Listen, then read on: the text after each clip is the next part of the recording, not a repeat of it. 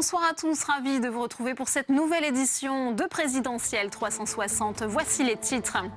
Washington accuse Damas au lendemain de l'attaque chimique en Syrie qui a tué 86 personnes dont au moins 20 enfants. Moscou récuse ces accusations tandis que Français et Britanniques pointent également du doigt le régime de Bachar al-Assad. Analyse à suivre. La décision de fermer Fessenheim reportée. Le conseil d'administration d'EDF devait se prononcer aujourd'hui, mais la plus vieille centrale nucléaire de France devra encore attendre. Sous la pression de l'État, aucun accord n'a pu être trouvé. On en parle dans cette édition. À moins de 3 semaines du scrutin, jamais un premier tour n'a semblé aussi incertain. Les écarts se resserrent et la volatilité de l'électorat pourrait faire bouger les lignes jusqu'au dernier moment. Ce soir, nous recevons pour un débat inédit les porte-paroles des candidats à la présidentielle. Emploi, économie internationale, la confrontation des programmes de leurs candidats, c'est dans un instant. Et je vous rappelle que vous pouvez réagir à cette émission sur Twitter, #présidentielle360. Pour m'accompagner ce soir, Saveria Rojek en direct de Solferino. Le multiplex, c'est tout de suite.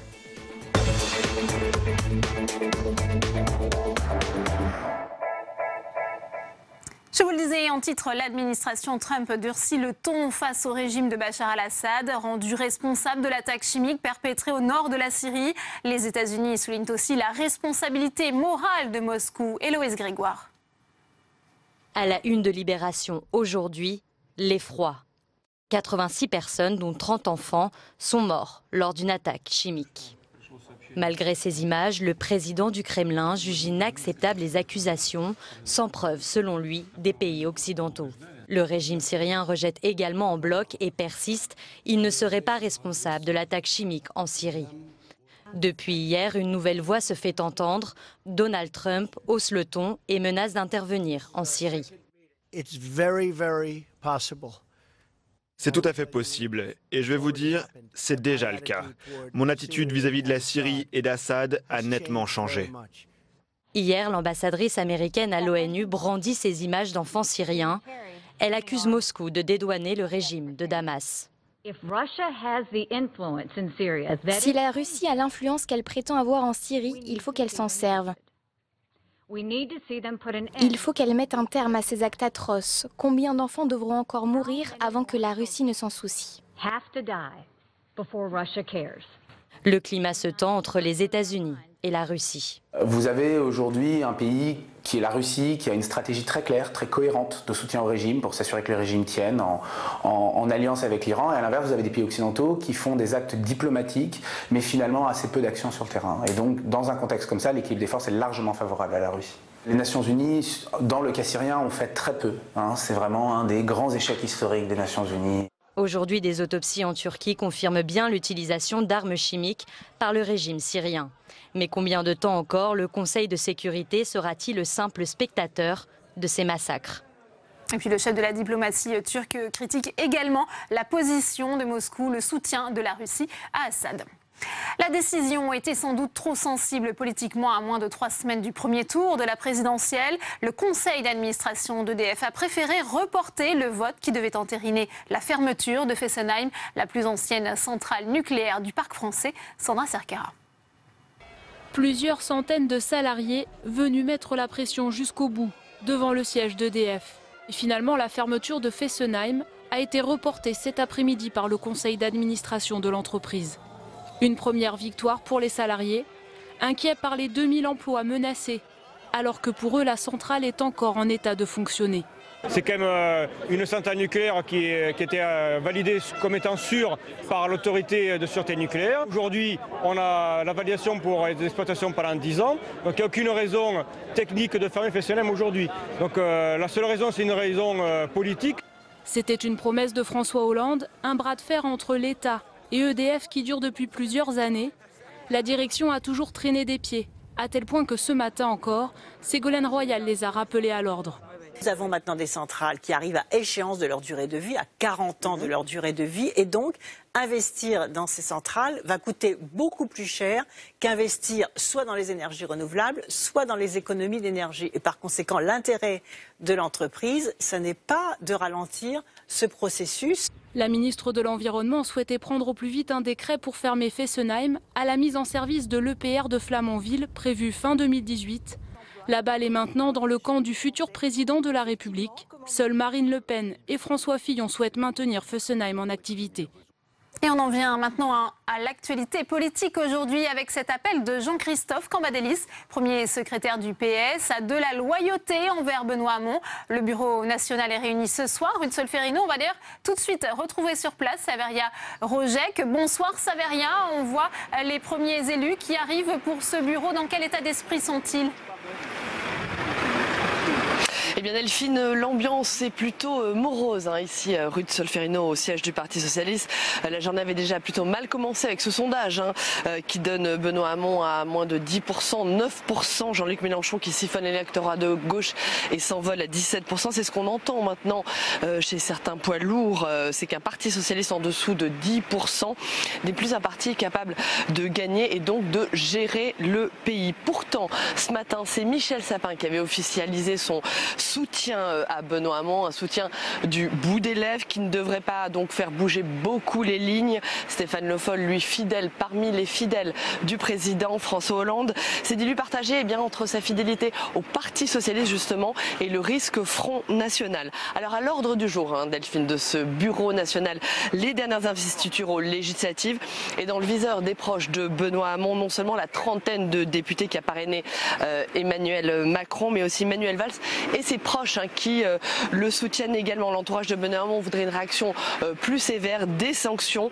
une clarification, ce à quoi Jean-Christophe Cambadélis a d'ores et déjà opposé une fin de non-recevoir, pas de Saint-Barthélemy, pas de chasse aux sorcières. Je vous propose d'écouter à ce sujet-là justement à l'instant Luc Carvounas, le sénateur qui vient de s'exprimer soutien de Benoît Hamon. Il a très clairement appelé à voter pour Emmanuel Macron. Je regrette ce choix. Mais en même temps, que ce soit Manuel Valls ou Jean-Yves Le Drian, vous aurez constaté que les voix du Parti Socialiste favorables à Emmanuel Macron sont très minoritaires en nombre dans ce qui compte de responsables socialistes. Merci.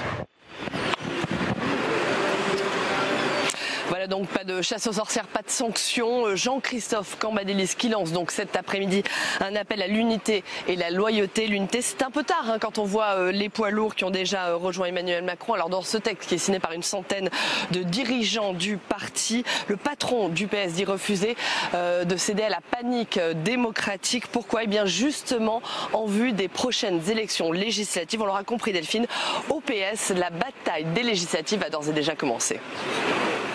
Merci beaucoup Saveria pour toutes ces précisions et on vous retrouvera bien entendu tout au long de cette édition.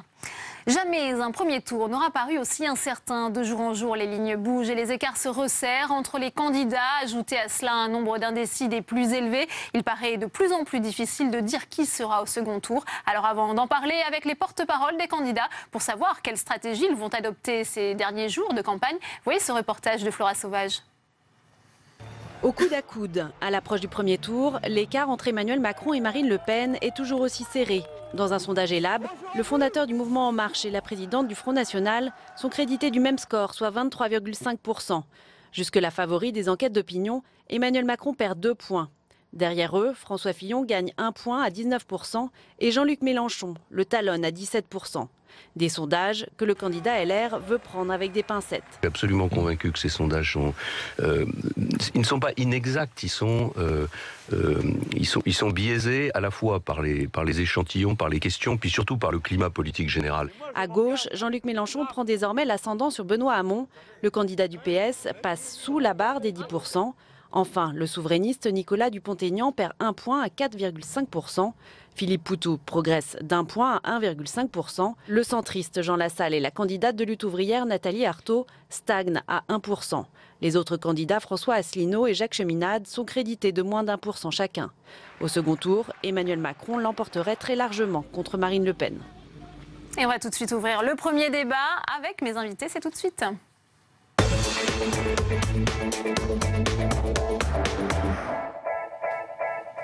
Et j'ai le plaisir d'accueillir sur ce plateau Laurent Saïm. Bonsoir, merci d'être avec nous. Vous êtes porte-parole d'Emmanuel Macron. Également sur ce plateau, Philippe Dallier, bonsoir. Sénateur Les Républicains de Seine-Saint-Denis. Vous soutenez François Fillon dans cette course à l'Élysée. Éric Coquerel est également avec nous. Bonsoir. Vous êtes coordinateur politique du programme de la France Insoumise. J'accueille également Geoffrey Bollé. Bonsoir. Vous êtes conseiller régional Île-de-France FN et vous êtes responsable du pôle outils dans la campagne de Marine Le Pen. J'accueille enfin Mathieu Hanotin. Bonsoir. Vous êtes directeur de campagne de Benoît Hamon. On voit ce contexte politique, Laurent Saïm, avec ces enquêtes d'opinion qui indiquent un tassement des intentions de vote pour Emmanuel Macron, mais aussi pour Marine Le Pen. On le voit, l'écart se resserre. Est-ce que vous avez anticipé cette situation et quelle stratégie allez-vous adopter ces derniers jours de campagne? Écoutez, on adopte une stratégie d'être à l'écoute des Français depuis le début et surtout de ne pas faire de triomphalisme. C'est une élection difficile, c'est une élection où on perçoit beaucoup d'anxiété de la part des classes moyennes, beaucoup de colère. On a décidé à En Marche que jusqu'au bout, on allait être à l'écoute de ces classes moyennes, de ces classes populaires, pour essayer de leur proposer autour d'Emmanuel Macron quelque chose de crédible, avec du fond. Ce soir, Emmanuel Macron fera l'émission politique sur France 2. Et donc, encore une fois, rien n'est gagné. On se battra jusqu'au bout, jour après jour, minute après minute, pour la bataille du premier tour. Vous gardez le même cap dans cette campagne, il n'y a pas de changement de stratégie? Non, il n'y a pas de changement de stratégie. Encore une fois, on voit que les gens viennent dans nos meetings, qu'ils écoutent les propositions d'Emmanuel Macron, qu'il y a des adhérents chaque jour, qu'il y a des gens aussi qui nous rejoignent chaque jour de tous bords. On a le sentiment que les Français comprennent qu'on essaye de faire la politique différemment, qu'on essaye de dépasser les clivages gauche-droite et qu'on essaye aussi de proposer une vision positive de la France. Ouais. Mathieu Hanotin, on voit aujourd'hui cet appel de Jean-Christophe Cambadélis, cet appel à la loyauté, alors que le gouvernement est clairement dispersé dans son soutien à Benoît Hamon. On sait que le candidat socialiste a reçu aujourd'hui le soutien de Michel Sapin, un soutien peut-être un peu du bout des lèvres. C'est cette situation de dispersion du gouvernement, de cette hémorragie vers Emmanuel Macron qui plombe la campagne de Benoît Hamon, selon vous?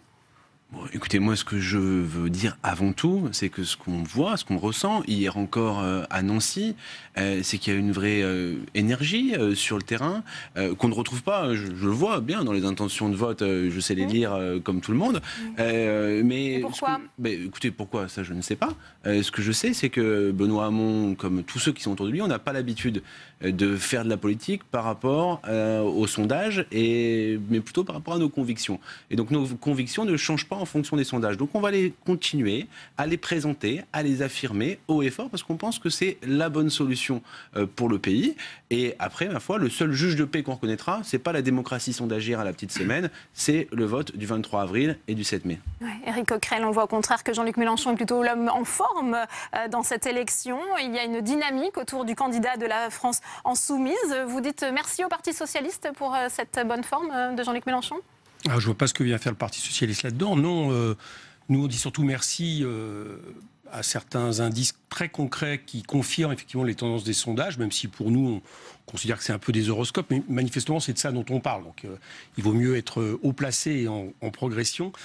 C'est le fait que nous avons eu 70 000 adhérents en 10 jours sur notre plateforme JLM 2017 en plus, et qu'on les voit effectivement sur le terrain par milliers. Je crois que tout le monde, personne ne niera l'afflux des personnes qui viennent dans les meetings.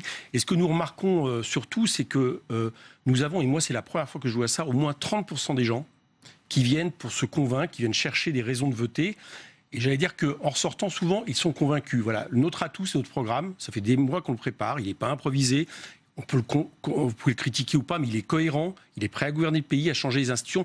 Et je crois que c'est ça dont les gens se rendent de plus en plus compte, que Jean-Luc Mélenchon, c'est une rupture tranquille, c'est une révolution citoyenne, une issue pacifique qui, lui, ne part pas en guerre contre tout le monde, contre des ennemis intérieurs, extérieurs, et qui compte bien les répartir la richesse, parce que c'est le seul programme, à ma connaissance, parmi les candidats aptes à le deuxième tour, qui propose justement d'aller chercher l'argent qui est parti depuis 30 ans dans les bénéfices non investis, et de le remettre dans les revenus du travail de l'intérêt général.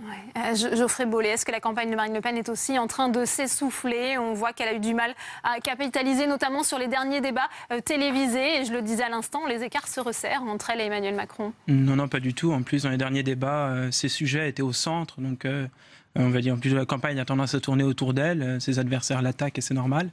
Non, nous, et puis en plus, les sondages, en fait, elle est relativement stable depuis le début. On est solidement ancré. On sent sur le terrain une vraie dynamique. Nos meetings sont pleins.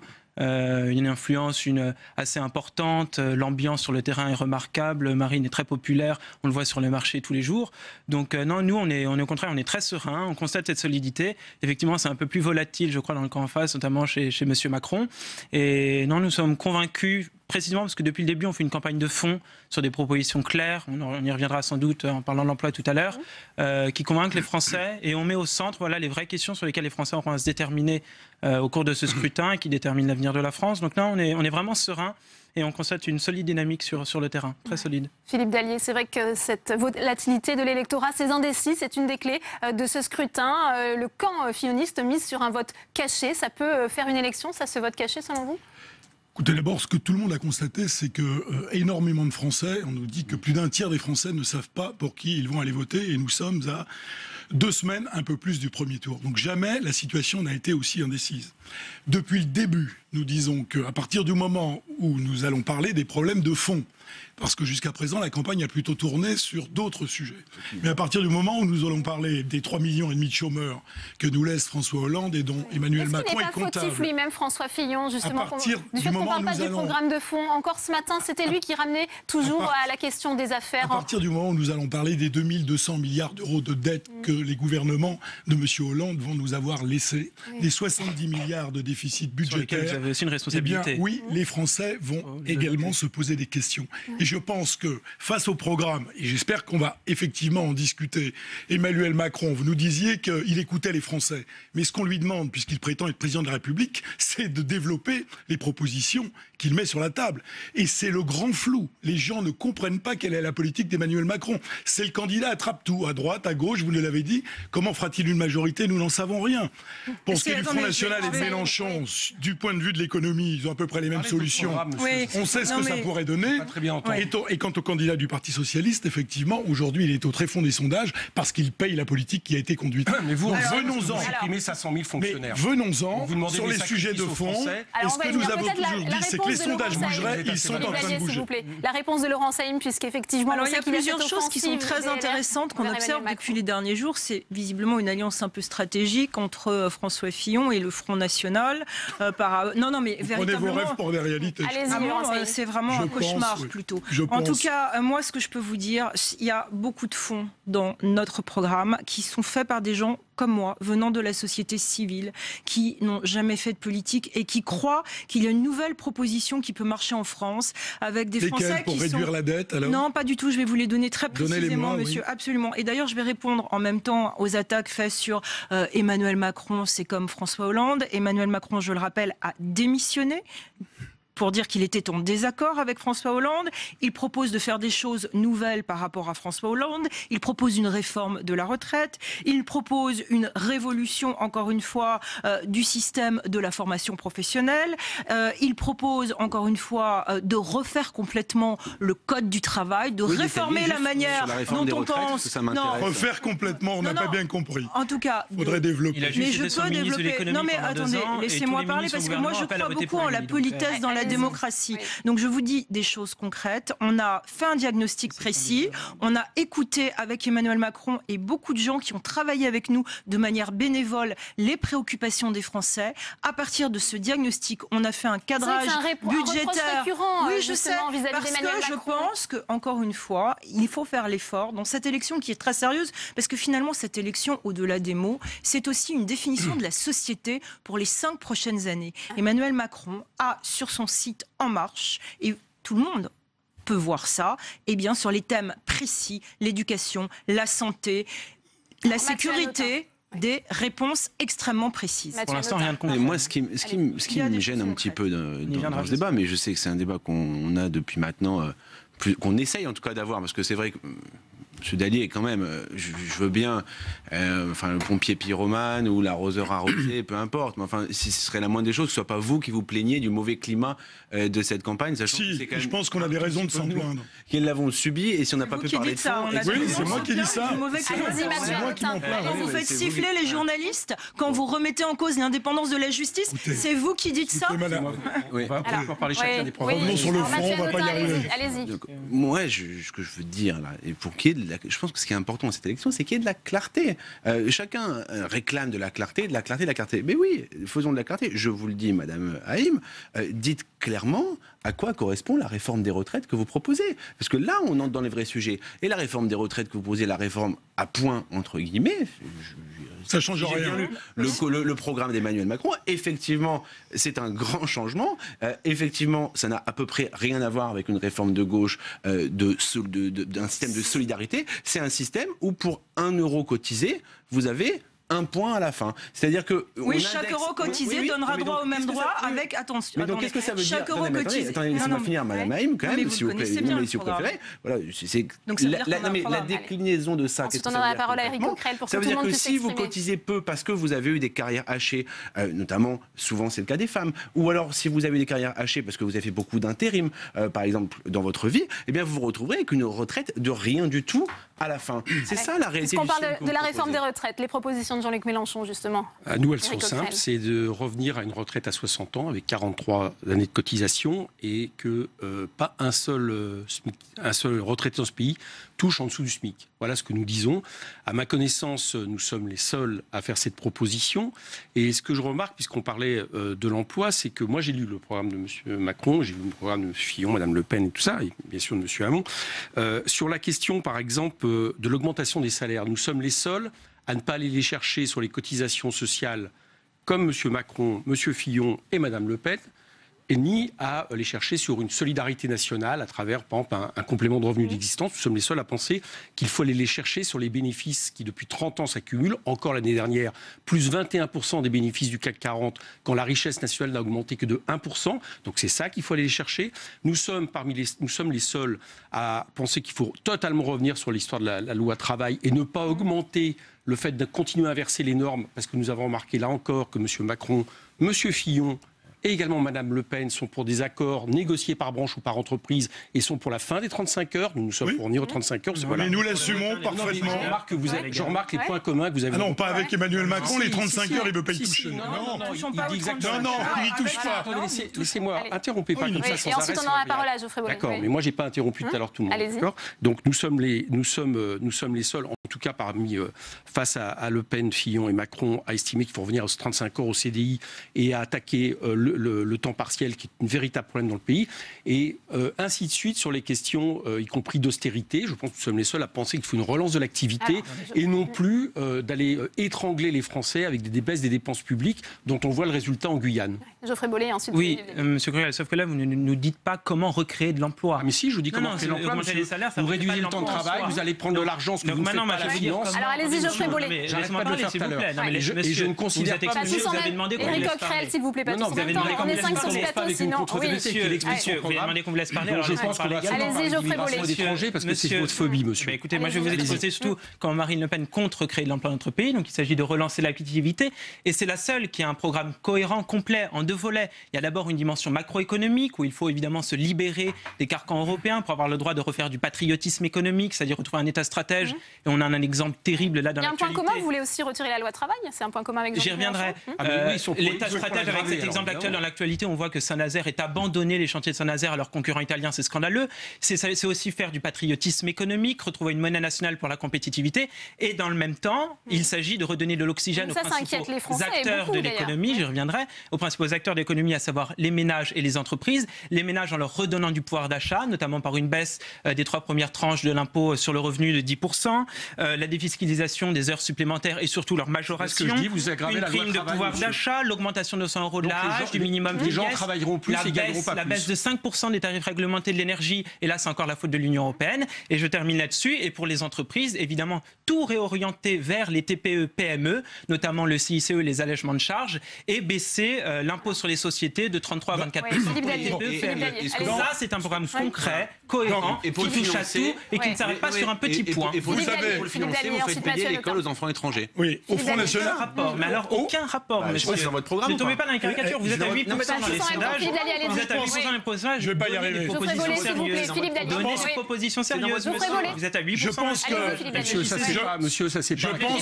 Je pense que... On verra, monsieur. Vous serez de toute façon au deuxième tour si vous y êtes. Allez-y, Philippe Dallier.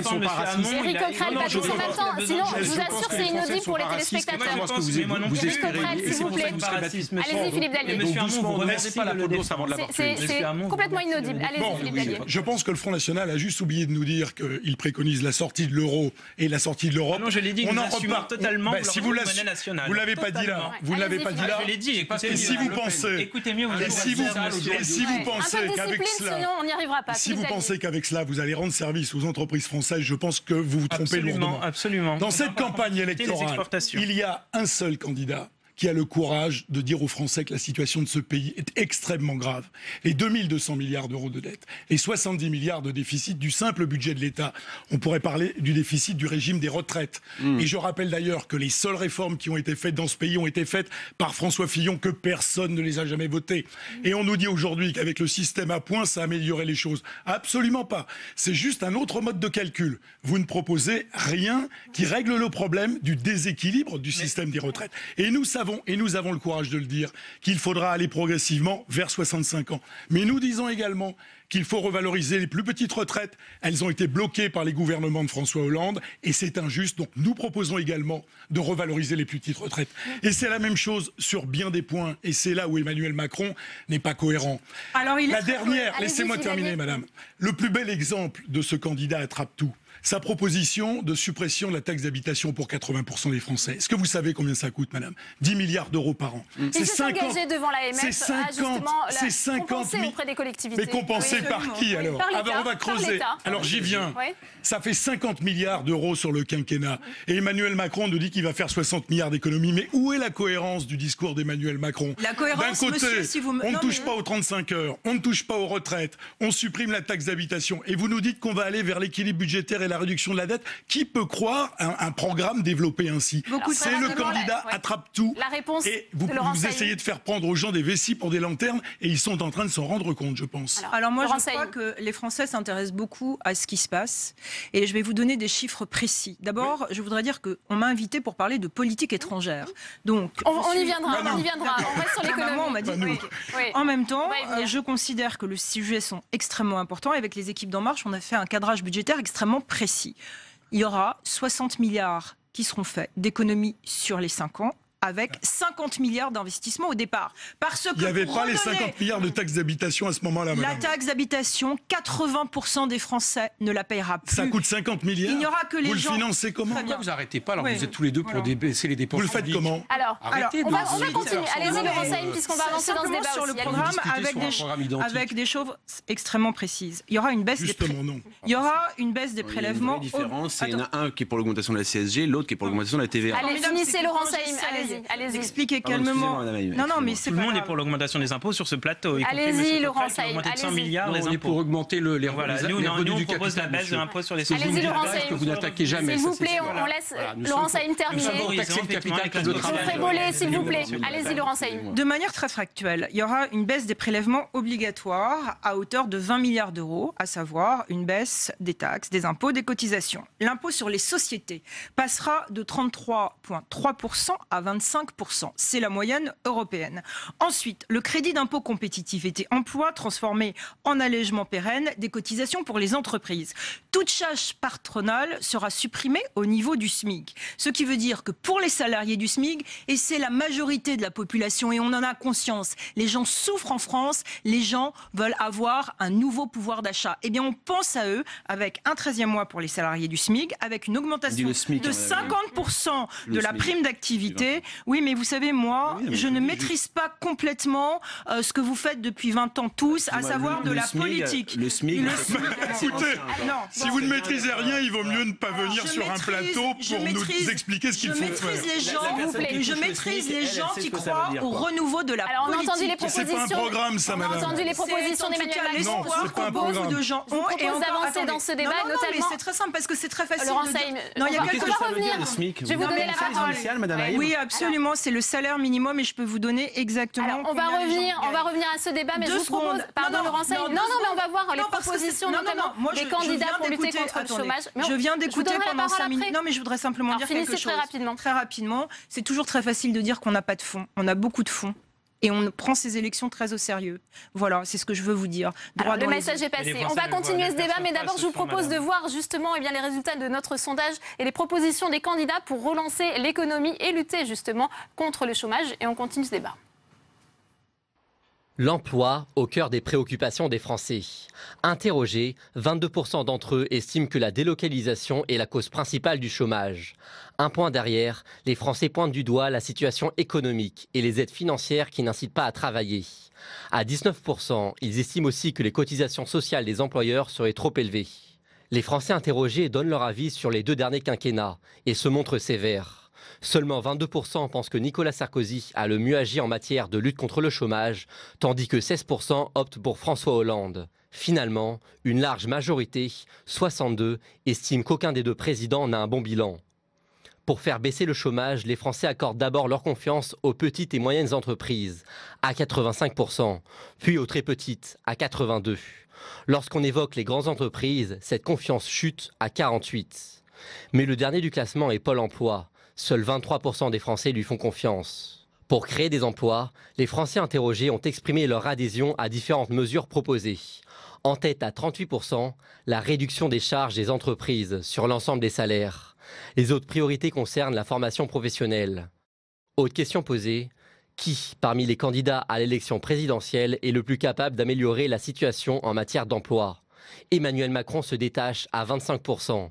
Il est suivi de près par Jean-Luc Mélenchon à 20% et Marine Le Pen à 19%. Les autres candidats sont loin derrière, entre 1 et 3% des choix. Concernant leurs propositions, 64% des Français se montrent très favorables à l'abrogation des lois Macron et El Khomri. La même proportion voudrait la création d'un impôt sur le travail réalisé par les machines. Enfin, une majorité soutient la dégressivité des allocations. Ces promesses issues du programme des candidats ont fortement convaincu les interrogés. Mathieu Hanotin, on voit bien que les thèmes forts de Benoît Hamon dans cette campagne, le revenu universel, la taxe sur les robots, la reconnaissance du burn-out comme maladie professionnelle, ça concerne le travail, mais cela ne trouve pas visiblement d'écho dans la population. On le voit dans ce sondage. Le candidat du Parti socialiste a-t-il perdu la confiance justement de la gauche sur ce terrain de la lutte contre le chômage ?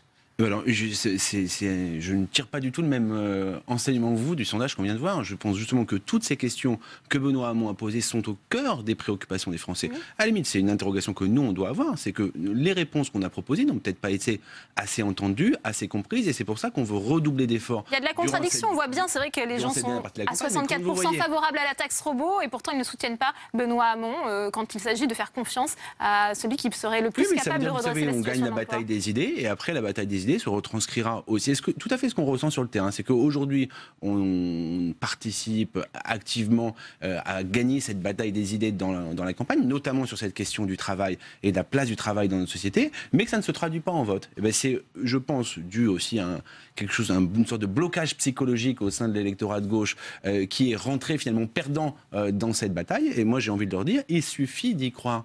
Voilà, votez pour vos convictions. Oui, demain, quand on voit qu'il y a une mécanisation qui est du travail, notamment dans les services, qui va grandissante, il faut que l'on invente de nouvelles solutions pour financer notre protection sociale de demain. Voilà, et que la taxe sur les robots, c'est pas un délire qui est né dans la tête de Benoît Hamon. Bill Gates, aujourd'hui, affirme que c'est une solution nécessaire. Barack Obama, il fait référence dans son discours, quand il quitte la Maison-Blanche, il dit que la principale menace pour l'équilibre social du monde, c'est la mécanisation, la robotisation du secteur des services qui va faire disparaître des emplois par millions. Et donc, ça veut dire qu'il faut qu'on invente de nouvelles solutions, et c'est ce que propose Benoît Hamon. La taxation sur les robots, c'est une manière intelligente de financer, justement, la protection sociale de demain, le revenu universel qu'on a souvent caricaturé comme étant une sorte de prime à la fainéantise, mais qui n'est pas du tout ça, qui est aujourd'hui une manière immédiate de redonner du pouvoir d'achat. Benoît Hamon, c'est le seul candidat qui propose une solution concrète pour redonner du pouvoir d'achat aux salariés le 1er janvier 2018, et notamment à tous ces travailleurs pauvres dans notre pays qui travaillent et qui ne vivent pas bien de leur travail. Philippe Dallier, on a vu François Fillon n'arrive qu'en 4e position, justement quand il s'agit de citer l'homme politique qui pourrait redresser la situation du pays. Il est inaudible sur son programme économique. Est-ce que c'est pas aussi un peu de sa faute ? Encore ce matin, on voyait qu'il revenait de lui-même sur le terrain des affaires en disant qu'il poursuivrait tous ceux qui s'en étaient pris à sa femme. Il a dit j'ai les noms, j'ai les personnes, j'ai les dates, etc. Que les candidats Benoît Hamon ou Emmanuel Macron, qui a été ministre de François Hollande, viennent nous expliquer maintenant ce qu'il faudrait faire pour retrouver le plein emploi, ça ne manque pas de sel. Parce que c'est 1 million de chômeurs de plus, le quinquennat qui vient de s'achever. Vous pensez que François Fillon écrit... Voyez, vous m'interrompez. Non, mais parce que ça, c'est parce que je vous dis des vérités que vous m'interrompez. La parole, Laurent Saïd. 1 million, madame, de chômeurs en plus. Qu'est-ce que ont fait les gouvernements successifs, écraser les entreprises et les particuliers d'impôts. Les entreprises ont perdu en compétitivité. Vous ne pouvez pas dire le contraire. C'est en fin de quinquennat que François Hollande s'est réveillé. Et Emmanuel Macron plaidait alors également pour une réforme du Code du travail. Et maintenant, il en vient à nous dire que finalement, non, il ne touchera pas aux 35 heures. Nous disons très clairement qu'il faut redonner de la compétitivité à nos entreprises. 40 milliards de baisse de charges. Effectivement, nous le disons. Et en contrepartie, il y aura une hausse de la TVA. Le taux de 20% passera à 22%. Il faut toucher au Code du travail.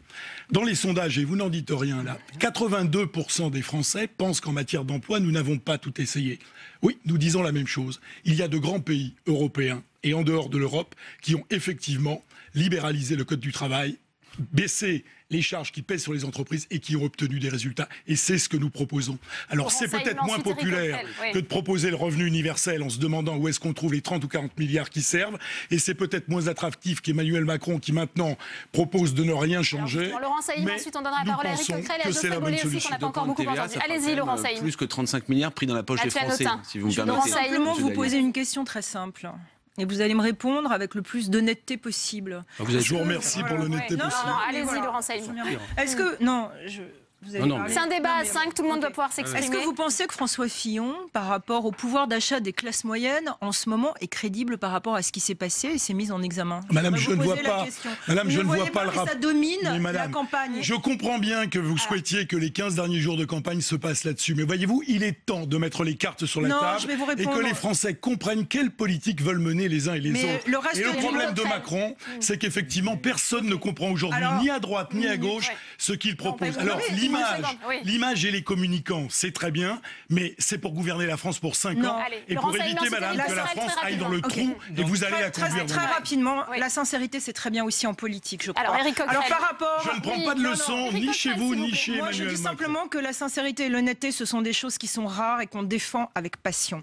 Par rapport au travail, Emmanuel Macron est le seul candidat qui défend vraiment. Il veut rétablir la courbe du chômage, la faire descendre. Rétablir ou la faire descendre ? Non, attendez. Son objectif, c'est 7% de chômage. Il l'a dit. Ce sont les Français qui. Comment ? Attendez, ce sont les Français qui travaillent. Il va supprimer le RSI, qui est quelque chose d'extrêmement important. Encore une fois, 80% des Français ne payeront pas la taxe d'habitation. Il veut réformer profondément. Il veut réformer profondément le code du travail. Exonérer les cotisations sociales des heures supplémentaires. Voilà, ce sont des propositions concrètes, mais chaque fois qu'on vous on a vu ces propositions concrètes. Éric Coquerel maintenant. Oui, si on peut. Après, c'est intéressant pour aller au fond de certaines propositions. Allez-y, Éric Coquerel. Ce que j'entends en réalité, ce que je disais tout à l'heure, plus la dispute est forte, plus en réalité les programmes sont proches. Parce que ce que vous avez proposé, c'est ce que vient de faire le gouvernement Hollande. D'accord ? Alléger si on a besoin de les alléger encore. Allez-y, Éric Coquerel, allez-y. On peut dire un mot dans cette émission. D'accord. Donc c'est ce qui a été fait avec le CICE. Je rappelle 48 milliards. Chaque emploi créé a coûté 280 000 euros. Ce qui a été fait par le gouvernement de M. Sarkozy, qui a été fait par le gouvernement de M. Hollande, auquel participait M. Macron. La question toujours de baisser les dépenses publiques, comme imposer ces fameuses règles de 3% d'austérité imposées par Berlin et par Bruxelles, dont on souffre depuis des années, qui ne correspondent pas à notre économie. Donc il faut arrêter que les politiques qui ont été appliquées depuis 10 ans, qui sont les mêmes, qui sont des politiques d'austérité monétariste et des politiques de l'offre, où soi-disant pour établir la compétitivité, on essaie de favoriser, vous savez, c'est la fameuse phrase, les profits d'aujourd'hui seront les investissements de demain et les emplois d'après-demain. C'est Schmitt qui disait ça, sauf que ça fait 30 ans que ça dure et que le chômage n'a jamais été aussi haut. Donc ce qu'il faut faire, c'est au contraire de remettre de l'argent, de relancer l'activité, y compris en termes de dépenses publiques, là où c'est nécessaire. Et on voit que c'est partout nécessaire, parce que M. Macron, j'ai lu le programme, propose de baisser par exemple les aides des collectivités territoriales. M. Fillon propose 100 milliards, mais disons-le aux Guyanais, par exemple, il n'y aura pas d'aide supplémentaire avec des projets de ce type-là. Donc nous sommes pour relancer l'économie à partir des dépenses publiques. Nous sommes, je l'ai dit, pour relancer, d'augmenter les salaires en allant chercher sur les marges des bénéfices et aider les PME qui auraient des problèmes avec un fonds de solidarité interentreprises, parce qu'effectivement, elles n'ont pas à payer pour tous ceux qui, depuis des années, font des bénéfices à partir du moment où elles appliquent un droit du travail, le CDI, etc. Et nous sommes aussi pour faire en sorte que le carcan de l'Union européenne, nous puissions effectivement le lever. Et pour ça, nous comptons sur le fait que la France, deuxième puissance économique en Europe, renégocie enfin avec ses partenaires sur la base à la fois de désobéissance quand c'est nécessaire pour appliquer notre programme, sur la base d'une Europe qui serait tournée vers le progrès. Et si c'est pas possible, nous avons un plan B parce qu'on ne peut plus continuer comme c'est le cas depuis 10 ans. Le plan B, ça sera la sortie unilatérale avec les pays qui voudront. Mais nous pensons que le plan A marcheront. Parce que si la France demain veut se faire entendre de ses partenaires, l'Allemagne, la Hollande, on vient de le voir, les pays du Sud n'ont pas intérêt à la politique qui sévit aujourd'hui depuis des années. Et je pense que l'Allemagne, y compris, y verrait à deux fois avant de penser qu'il faut en finir avec l'Union européenne. Donc nous pensons que nous avons les moyens, une méthode de pression, de rapport de force géopolitique pour changer le carcan de l'Union européenne. Parce que ça vous séduit cette idée du plan B, Geoffrey Bollée? Ils l'ont repris, ils le piquent. Monsieur, c'est pas nous qui vous copions sur l'Europe. Mais si, monsieur. Allez-y, Geoffrey Bollée. Derrière nous, à chaque fois, en faisant croire que vous voulez retrouver... Madame Le Pen est partie du sortie de l'euro et maintenant elle parle du plan A, de référendum. Monsieur, nous voulons retrouver notre monnaie nationale, point, c'est clair, c'est précis. Vous avez des programmes qui changent selon les auditeurs. Il est évident que l'Union européenne pose un problème majeur. Et c'est pourquoi il est important que cette question soit toujours au centre du débat. Il faut s'en libérer. Par exemple, si vous voulez donner l'avantage aux entreprises françaises dans l'accès au marché public, si vous voulez organiser une politique digne d'un État stratège pour réindustrialiser, pour empêcher que nos fleurons soient rachetés par des groupes étrangers, etc., il faut évidemment se libérer des règles de l'Union européenne et ça ne souffrira pas à 10 ans de négociations. Il faut fixer les objectifs. L'Union européenne accepte, tant mieux, elle se réforme complètement et elle change. Elle refuse, on sort. La différence entre vous et nous, mais je veux dire, c'est que mais bien sûr, monsieur, le Royaume-Uni l'a fait, il a posé les termes comme ça. Il sort de l'Union européenne et il on va voir dans quelles conditions. Il n'était pas dans la zone euro, Geoffrey Bollée. Il va bien, il ira bien mieux que nous. Ses perspectives sont beaux. Il n'était pas dans la zone euro, donc c'est plus facile. Quand je parle, tout le monde parle aussi en même temps. C'est un peu problématique. Et tout à l'heure, vous parliez de l'emploi, de la dette. Mais enfin, vous avez une co-responsabilité absolue. Votre bilan, je vous le rappelle aussi, 600 milliards d'euros de dette et 1,1 million de chômeurs supplémentaires, exactement comme François Hollande. Donc vous n'avez aucune autorité, aucune crédibilité pour prétendre redresser l'emploi. On peut parler de la vôtre de crédibilité sur ces sujets-là. Aucune, monsieur, je suis désolé. Qu'est-ce qu'elle fait pour les salaires, Marine Le Pen? C'est un bilan boulet, je le comprends, mais c'est votre bilan. Qu'est-ce qu'elle propose pour les salaires, Marine Le Pen? Eh bien, nous l'avons dit, il faut d'abord relancer l'activité, mais véritablement, parce que c'est pas uniquement en augmentant le SMIC qu'on améliorera. Comment on fait? Comme ça? Mais j'étais le seul à avoir redonné une position complète avec 2 volets macroéconomiques. On se libère des règles de l'Union européenne pour faire un certain nombre de politiques que je vous ai dit, protectionnisme intelligent, patriotisme économique. Je vous ai pas ensuite, j'ai pas entendu que vous augmentiez les dépenses publiques. On réoxygène l'économie. Il faut impérativement donner du pouvoir d'achat aux Français, les baisses d'impôts. Dans votre programme économique, vous êtes pour diminuer de 18 milliards les dépenses publiques, monsieur. Donc c'est la même. Mais dans votre programme économique, Mathieu Hanotin, vous souhaitez intervenir? Allez-y. 18 milliards, c'est très bien. Ça correspond à quoi, monsieur? Je sais pas, c'est à vous que je demande. Donc vous inventez. Vous êtes dans le mensonge permanent. Non, c'est dans votre texte. Vous êtes dans le mensonge permanent. Nous sommes pour faire des économies sur la mauvaise dépense publique et nous assumons, notamment sur l'Union européenne, la fraude fiscale, la fraude sociale, l'immigration. Donc ça, oui, nous supprimerons les mauvaises dépenses publiques. Mais au global, nous sommes les seuls à avoir... une dépense publique. Je viens de vous le dire. L'Union européenne, mauvaise dépense publique. Les doublons d'administration, mauvaise dépense publique. L'immigration, mauvaise dépense publique. Tout ce qui est étranger, c'est mauvais. Pas du tout. Je vais dire l'immigration massive, c'est une catastrophe. Y compris dans la mauvaise dépense publique du Front National. Je le rappelle, dans leur programme, comme je disais tout à l'heure, il y a quand même l'école gratuite pour les enfants étrangers qui sont en France. Voilà. Et ça, c'est écrit. Et le fait que les salariés ne pourront pas, pendant 2 ans, bénéficier de leur cotisation sociale. On parle des économies que Mme Le Pen fera, ça en fait partie. Les clandestins ont vocation à rentrer chez eux, en effet. Oui, non, mais on parle de tous les clandestins. Allez, Mathieu Hanotin, on continue ce débat et on avance. Je voulais revenir sur le sujet de... Vous hésitez sur l'Union européenne. Non, je voulais revenir sur le sujet de l'Europe. Voilà. C'est ça. C'est une des divergences qui est apparue lors des débats précédents que nous avons avec Jean-Luc Mélenchon, avec Éric Coquerel, son représentant. Je pense que cette stratégie qui dit plan A, sinon plan B, on sort, ça amène, quelqu'un le disait, à un plan C qui est le plan conséquence immédiatement. Parce qu'on ne peut pas imaginer demain régler les problèmes, par exemple comme ceux de la transition énergétique, nécessaires, juste à l'échelle française. Donc la question de l'appartenance à l'Union européenne, on ne bazarde pas des dizaines d'années de construction européenne. Mais Mathieu Hanotin, vous savez que ça... Laissez-le finir, Éric Coquerel, s'il vous plaît. Laissez-le finir. Vous changez l'Europe, pas de méthode, c'est vous qui avez changé. La méthode, moi je vous la dis, la méthode. Allez-y, Mathieu Hanotin. Non, vous n'en avez pas. La méthode, c'est celle de la conviction. La méthode, c'est celle de la conviction et celle du combat politique. Et oui, je pense qu'il y a un impératif significatif. Et pour la depuis première 30 ans, on nous fois, dit ça. excusez-moi, pour la première fois, nous avons l'opportunité qu'il y ait en Allemagne une victoire du camp social-démocrate, du camp de la gauche, qui permet d'imaginer un arc d'alliance différent, de retrouver une sorte d'alignement des planètes pour redonner du sens à l'Europe, ce que je souhaite profondément. Mais si on va vers votre plan B, vous savez attendez, vous ne convaincrez jamais. Vous ne convaincrez jamais. Vous savez que dans les années 90, vous avez gouverné quasiment 13 des 15 pays de l'Union européenne. Monsieur Anotin, et ça n'a rien changé. Monsieur Anotin, vous allez vers quelle Europe? On a quand même le droit de tirer les leçons de ces. Pour le coup, ça a été un échec, je le pense, et je le dis. Et l'autre jour, j'entendais Monsieur Piketty qui débattait avec moi à Mediapart, qui disait qu'un plan B n'était pas stupide. Donc, vous voyez, vous réfléchissez, je trouve ça plutôt pas mal. Les propositions de François Fillon, il les a détaillées sur l'Europe. Traité de Maastricht ou pas traité de Maastricht, euro ou pas euro. Aucun pays, aucune entreprise, aucune famille ne peut vivre en accumulant des dettes indéfiniment. Et ce qu'on entend là, autour de la table, c'est assez intéressant. On pense toujours que le salut va venir d'ailleurs. Il suffirait de demander à l'Europe. Il suffirait de demander à l'Europe de faire sauter les taquets du 600 milliards. Monsieur Coquerel, il y a eu 2 crises entre 2007 et 2012. Vous savez ça, 2 crises. Une crise importée des États-Unis et une crise bancaire. C'est nous qui les avons assumées. Alors ayez l'honnêteté de le reconnaître. Ayez l'honnêteté de le reconnaître. Il y a eu des systèmes qu'ils ont tous mis en place. Et on reconnaîtra également. On ne repart pas dans une cacophonie, sinon on ne s'entend pas. Et dans les 5 dernières années, alors qu'il n'y a eu aucune crise autre qu'économique, mais différemment en fonction des différents pays européens, on a encore accumulé 600 milliards d'euros de dette. Ça ne peut pas durer. Monsieur, c'est des crises qui sont dues à la politique que vous proposez. Ce n'est pas de faire reporter l'origine de ces problèmes sur les autres, en pensant que les autres vont effectivement nous accorder de continuer à nous endetter indéfiniment, qu'on réglerait les problèmes. Vous n'avez pas le courage de le dire. Et je pense que les Français sont en train de se rendre compte que le vrai débat est là. Et quand François Fillon dit effectivement, ça c'est votre avis.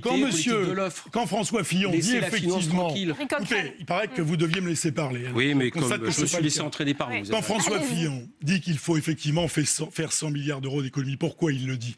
Parce que sinon, nous allons vers de très, très graves difficultés. Il faut réduire le déficit public, redonner de la compétitivité à nos entreprises. Ce sont les axes majeurs des propositions de François Fillon. Écoutez, votre candidat, qui était un admirateur de Chavez, qui a quand même réussi à mettre l'un des pays les plus riches d'Amérique latine en faillite, vous me permettrez de vous dire que ça n'est pas chez vous, ni chez Mélenchon que j'irai chercher. Mais je parle d'ici. C'est la même inspiration. C'est la même inspiration en termes d'économie. On sait ce que ça a donné. On va avancer dans ce débat. Laurent Saïm. Je voudrais simplement dire sur l'Europe, parce que je crois qu'Emmanuel Macron est le seul candidat pro-européen dans cette campagne. Vous savez, en ce moment, moi j'ai l'impression il ne faut pas asséner des contre-vérités quand même, parce que dans les jeux c'est pénible. Ou alors vous n'écoutez pas du tout ce que je dis, parce que je viens de dire à l'instant le contraire, et que c'est un des désaccords qu'on a avec Éric Coquerel. Alors pourquoi selon vous c'est le seul pro-européen, Laurent Saïm? Allez-y. Je pense que dans une époque où en ce moment on voit la ressurgence de mouvements... Vous êtes peut-être la seule candidate qui défend cette Europe-là. Mais ce qui est formidable, c'est qu'à chaque fois que je commence à parler, vous m'interrompez. Allez-y, Laurent Saïm. Où je parle calmement. Je donne la parole. On écoute. Voilà. Ok. Bon. Allez-y.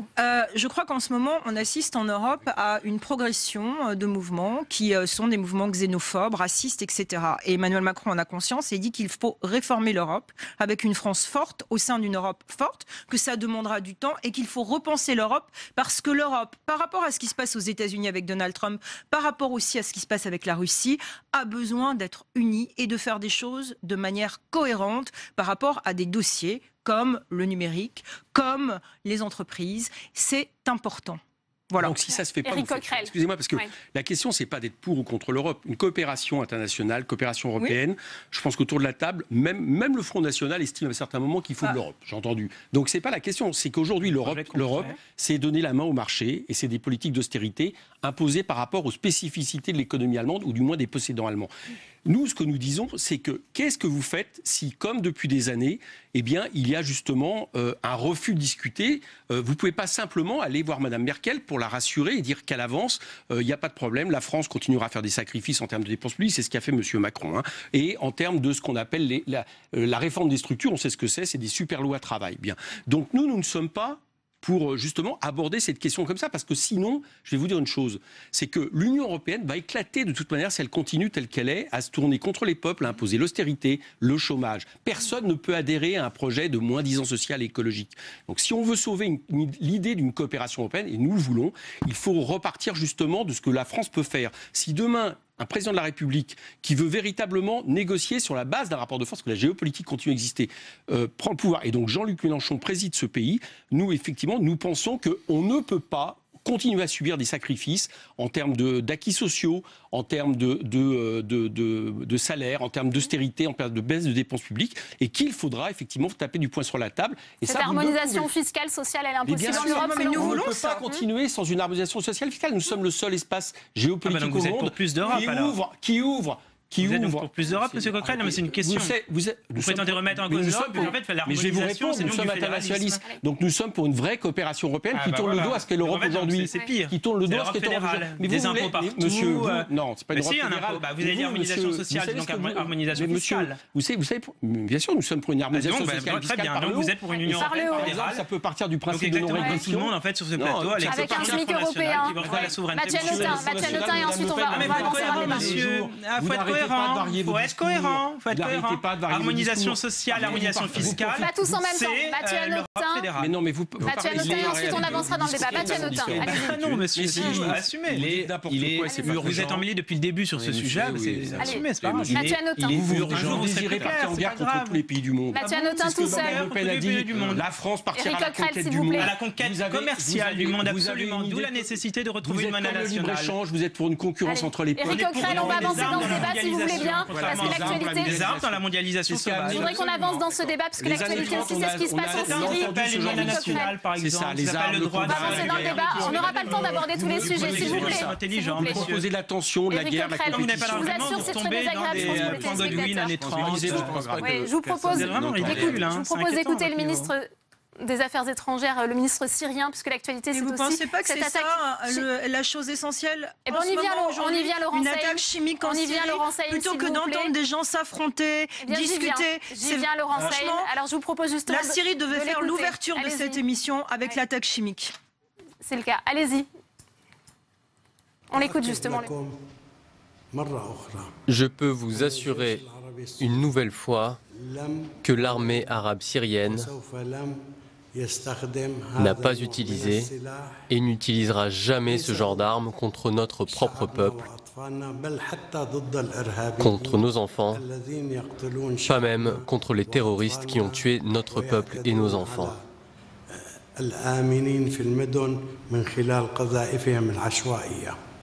Mathieu Hanotin, cette attaque chimique contre un village syrien qui a fait au moins 86 morts, elle est imputée au régime de Damas. Que préconise Benoît Hamon, le candidat que vous représentez sur ce plateau, pour résoudre ce conflit syrien? Écoutez, d'abord, moi j'ai été, je pense, comme tous les Français, absolument choqué par cette attaque honteuse à laquelle on a assisté. Ça me fait juste dire une chose, c'est que vraiment, quand je repense à des propos que j'ai entendus à l'Assemblée nationale, des propos que j'ai entendus sur les ondes, sur les médias, en disant il faut traiter avec M. Assad, parce que M. Assad, il est parti de la solution. Voilà, je pense qu'il faut que l'on trace... C'est l'interlocuteur ou pas? Tracer des lignes à un moment donné. Et on ne peut pas construire une solution de paix avec un boucher. Et M. Assad, aujourd'hui plus que jamais, a remontré qu'il était un boucher. Quelle est la ligne défendue par Marine Le Pen, Geoffrey Boulet? Non, mais c'est une attaque épouvantable et évident que les responsables doivent être sanctionnés. Pour ça, d'ailleurs, il doit y avoir une enquête claire et impartiale de l'ONU. Maintenant, M. Hanotin, est-ce que sérieusement on peut se payer le luxe de ne pas discuter avec un acteur majeur sur ce terrain? Parce que si vous dégagez, si je puis dire, Bachar al-Assad et son gouvernement, vous mettez qui à la place? On a fait les mêmes expériences en Irak. Saddam Hussein était aussi un boucher. On a fait les mêmes expériences en Libye. Et ça a donné le chaos islamiste. Laissez-moi terminer. Ça a donné le chaos islamiste. Donc, à un moment, il faut quand même retenir les leçons des erreurs du passé. Il y a deux choses. Et donc, si vous partez dans une campagne absolument délirante, militaire, en vue de renverser ce gouvernement, qu'est-ce qu'il reste à la place? Répondre à cette question. Et là, vous aurez les islamistes, et donc ce sera le massacre des minorités religieuses. Ce que je vous ai dit. Et la fin de toute solution pacifique. Votre candidate, elle veut Mais retenez les leçons du passé. Non, mais c'est ça la vérité. Moi, je vous demande de répondre à cette question. Peut-on se payer le luxe? Peut-on se payer le luxe? Peut-on se payer le luxe, monsieur, de ne pas traiter avec les acteurs sur le terrain? Je ne crois pas. Mais vous proposez, excusez-moi, oui, non, je propose de ne pas traiter avec ceux qui utilisent les armes chimiques contre les enfants. Plus grave qu'aujourd'hui. Oui, je propose d'exposer les minorités religieuses à des massacres. Oui, je propose de ne pas traiter avec. C'est incroyable. Vous avez dit on continue parce que moi, je voudrais aussi faire connaître la position des autres candidats. Laurent Saïm. Je vous ai dit. S'il vous plaît, on écoute Laurent Saïm. C'est qu'on ne traite. Moi, je vais parler de quelque chose que je connais bien parce que j'ai été sur ce terrain-là. Il y a des choses qui ne méritent pas débat ni polémique. Il y a eu une attaque chimique contre une population civile avec des enfants qui sont morts. Il doit y avoir. C'est un crime absolument inacceptable, ce que dit Emmanuel Macron. Si Emmanuel Macron est élu comme président, il n'aura qu'un but: assurer la sécurité des Français, lutter contre le terrorisme et faire en sorte qu'on trouve une solution à ce dossier syrien, à ce drame syrien où des milliers de gens sont morts. Voilà, et je pense que d'une certaine manière, pour rendre hommage à ces gens qui ont été gazés, eh bien, il n'y a pas matière à polémique. Et c'est cela, une démocratie responsable par rapport à quelque chose qui aujourd'hui est complètement inacceptable. Donc Bachar al-Assad, il ne fait pas partie de la solution syrienne. Le régime d'Assad est criminel, il faut la cessation des combats, il faut une transition politique avec la France qui a une place pour, avec les grandes puissances, faire en sorte que cette transition politique se passe, et il faut une assistance humanitaire immédiate. Et moi, je ne rentrerai pas ici dans un débat de petites phrases sur le drame syrien. Le drame syrien, c'est quelque chose, l'histoire nous jugera par rapport à ce qui se passe, et Emmanuel Macron en a pleinement conscience, et je peux vous dire qu'on en a parlé aujourd'hui beaucoup au QG d'En Marche. Éric Coquerel, la position de Jean-Luc Mélenchon. Moi, je crois qu'il a changé d'avis sur cette question. Je ne sais pas quel était, je veux dire, l'avis de Jean-Luc Mélenchon. Je pense qu'il faut faire attention sur ce qui se passe là-bas, à ne pas recommettre les erreurs qui ont été faites depuis des années. Parce qu'au nom de la démocratie et au nom de la lutte contre certains régimes, non seulement ces régimes continuent, la démocratie n'a pas fait un iota de pas, et par contre, on a le Nostra, on a le Daesh, etc. Bon. Donc, sur la question du gaz, et nous sommes bien placés, nous, Français, puisque nous sommes les premiers à avoir souffert au niveau de la Première Guerre mondiale, on doit être absolument intraitable. Voilà, c'est en dehors, c'est une méthode qui est en dehors de tout le droit international. Il faut donc tout de suite favoriser une enquête de l'ONU et pourchasser ceux qui l'ont fait, quels qu'ils soient, que ce soit M. Bachar al-Assad ou d'autres qui le font. Donc ça, c'est une règle intangible. Ensuite, il faut que les choses se passent sous égide de l'ONU. Et moi, je suis inquiet de voir M. Trump est en train d'expliquer que les États-Unis pourraient à nouveau décider, hors toute résolution de l'ONU, de rentrer dans un conflit en Syrie, alors qu'il disait exactement l'inverse il y a quelque temps. Et donc, il faut que les choses soient faites sur la base de l'ONU. Et nous sommes pour appuyer la résolution de l'ONU qui, il y a quelque temps, proposait en réalité ce qui a été proposé depuis des années, c'est-à-dire des accords de Genève. Et je suis désolé, mais comme là-bas, de toute façon, il est quand même difficile de trouver, à part les Kurdes, très certainement, de trouver des États qui soient meilleurs que d'autres. Il faut malheureusement faire en sorte que les États, tous les belligérants soient autour de la table, à une condition effectivement, c'est de proposer que le vote, les urnes, parlent en Syrie pour installer un régime démocratique. Je voudrais rajouter 15 secondes, quelque chose. 15 secondes. Il faut faire en sorte que les gens qui commettent ce genre de crime soient poursuivis et qu'il y ait véritablement une loi sur l'immunité. Quand vous avez gazé des populations, eh bien, on doit vous poursuivre jusqu'à la fin de votre vie. Il y a le tribunal. Pour François Fillon, allez-y. Il existe le tribunal pénal international, donc il n'y a pas de problème là-dessus.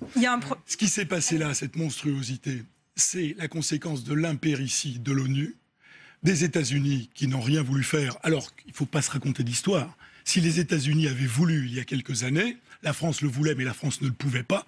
L'Europe est complètement absente, et quand certains disent qu'il faut que la France sorte de l'Europe, on ferait bien d'y réfléchir dans un monde tel qu'il est. Donc c'est l'impéritie de la communauté internationale. Voilà. Donc on a dit qu'on ne voulait pas discuter avec un tel, on ne voulait pas discuter avec un tel. Résultat, la Russie est implantée sur place, qui va certainement rendre beaucoup plus facile les négociations. François Fillon, c'est un interlocuteur Bachar al-Assad pour lui ? Écoutez, pour une fois, il y a une partie des propos d'Éric Coquerel que je partage. Il va bien falloir remettre tout le monde autour de la table. Et si Bachar el-Assad est coupable de cette monstruosité, j'espère bien qu'il finira devant le tribunal pénal international. Mais c'est la communauté internationale qui a été incapable pendant toutes ces années. Et c'est ça le plus grand scandale. À quoi sert l'ONU ? Voilà. C'est la question qu'il faut se poser. Moi, ce que j'ai envie de Mathieu dire, Notin. c'est aussi qu'est-ce qu'on peut faire. Parce qu'effectivement, enfin, il y a des choses qui sont du ressort de la communauté internationale et pas uniquement de la France. Mais il y a aussi des solutions qu'on peut développer maintenant, nous. Et moi, je vous le dis, je pense qu'il faut encore plus au vu de ce massacre.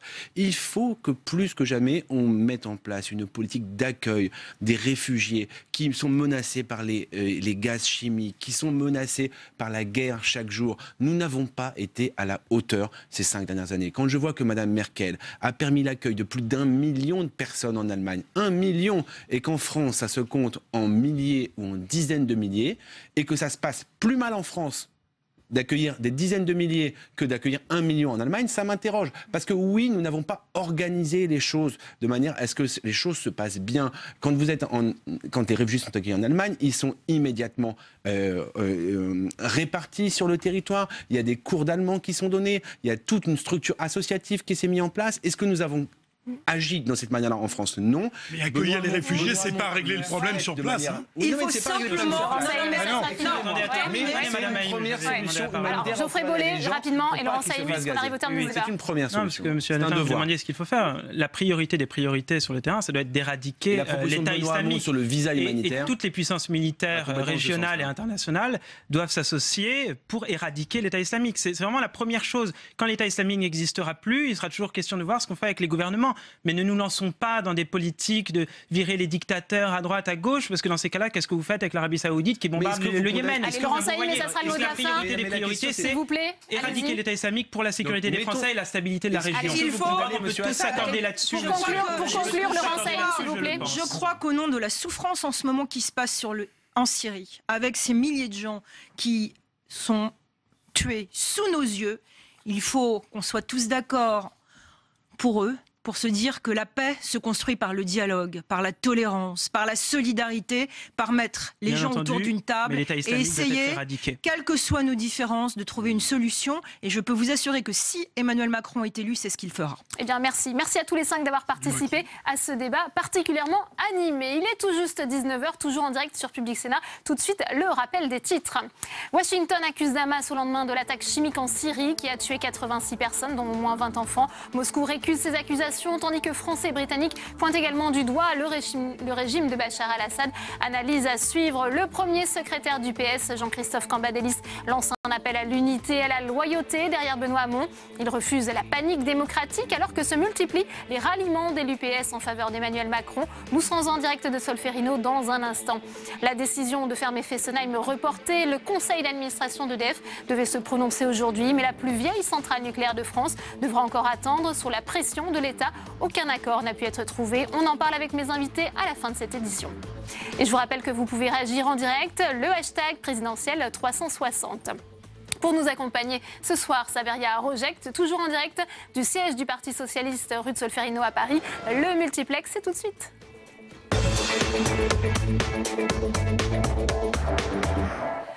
L'administration Trump durcit le ton face au régime de Bachar al-Assad, rendu responsable de l'attaque chimique perpétrée au nord de la Syrie. Les États-Unis soulignent aussi la responsabilité morale de Moscou. Héloïse Grégoire.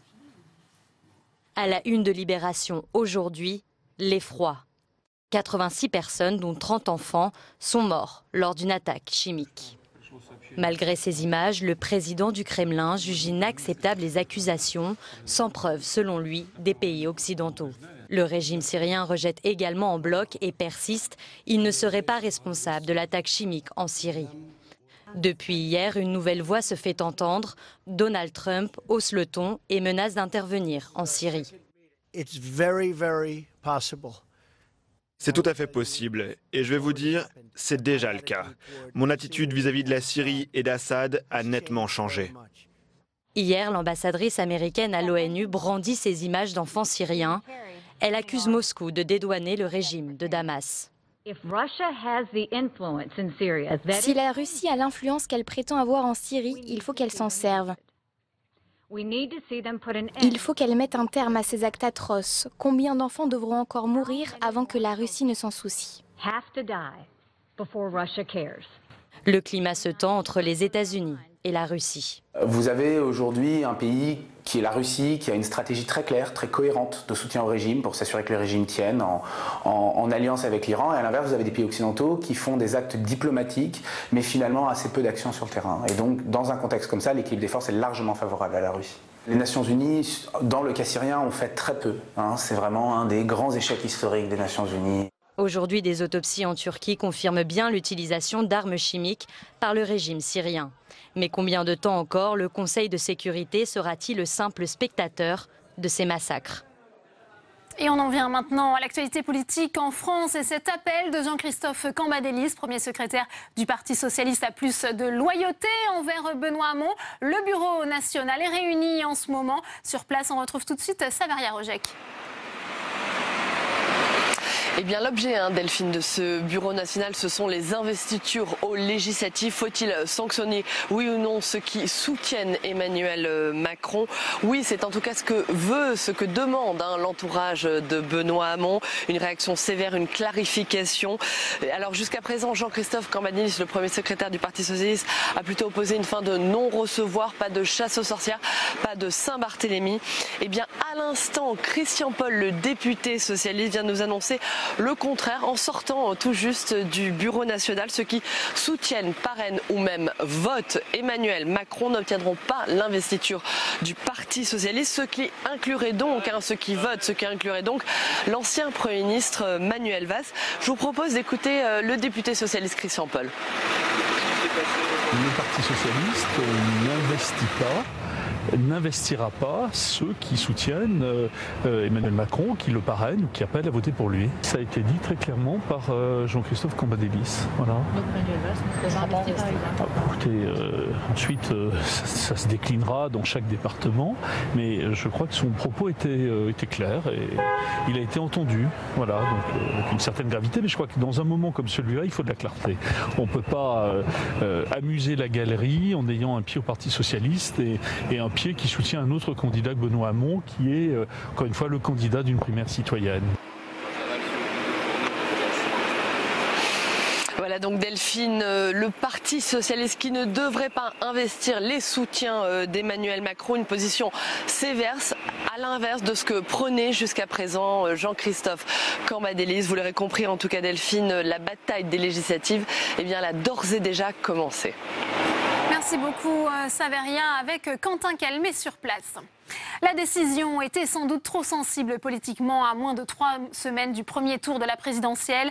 Le conseil d'administration d'EDF a préféré reporter le vote qui devait entériner la fermeture de Fessenheim, la plus ancienne centrale nucléaire du parc français. Sandra Cerquera.